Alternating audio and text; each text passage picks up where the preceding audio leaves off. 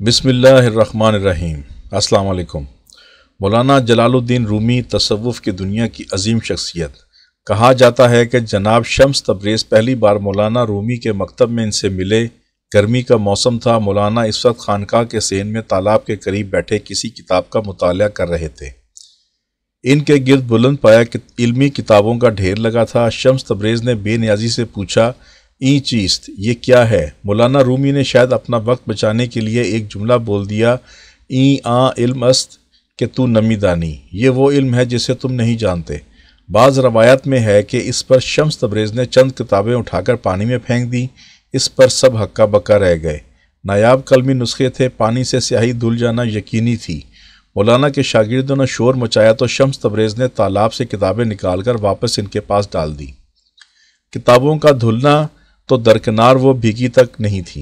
इस पर हैरत ज़दा होकर मौलाना जलालुद्दीन रूमी ने पूछा, ई चीज़?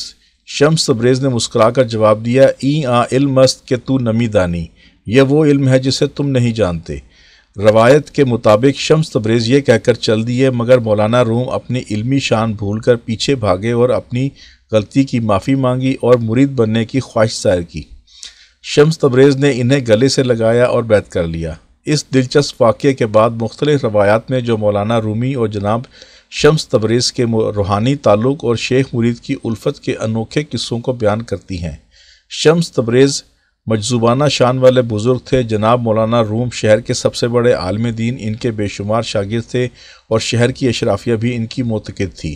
लोग शम्स तबरेज़ के मुखालिफ हो गए। इन्हें लगता था कि इस फ़कीर आदमी से ताल्लुक़ मौलाना रूम जैसी बड़ी इल्मी शख्सियत को ज़ेब नहीं देता। मौलाना रूमी का बड़ा बेटा बहाउद्दीन शम्स तबरेज़ का मुरीद और मद्दाह था, ताहम छोटा बेटा इसके बरअक्स नाखल्फ और गर्म मिजाज। अलाउद्दीन मुख्तलिफ वजूहात की बिना पर शम्स तबरेज़ से बेजार था। बहरहाल इस हवाले से मुख्तलिफ रवायात मिलती हैं। शम्स तबरेज़ को शहर छोड़कर जाना पड़ा।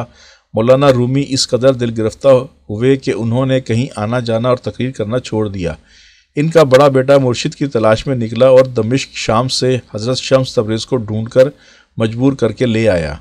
इसके साल डेढ़ साल बाद ही शम्स तबरेज़ पर पुरस्रार तौर पर गायब हो गए। कहा जाता है कि मौलाना के नाखल छोटे बेटे ने कुछ और लोगों के साथ मिलकर शम्स तबरेज़ को कत्ल कर दिया। मौलाना रूमी खासा अरसा शदीद गम और सदमे की कैफियत में रहे, फिर अपना इजहार शायरी में किया और वो कलाम लिखा जो अमर हो गया। मौलाना की फ़ारसी गज़लों का मजमूआ दीवान शम्स के नाम से मशहूर है।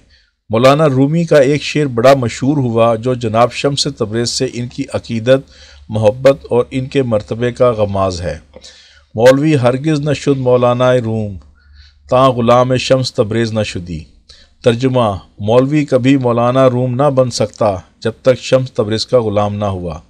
मौलाना रूम की इल्मी शान का कई किताबों में तज़किरा मौजूद है। मौलाना रूम बिलाशुबा फ़क्र और तसव्वुफ़ के आसमान के एक दरख़शां और चमकते हुए सितारे और मशअले राह हैं।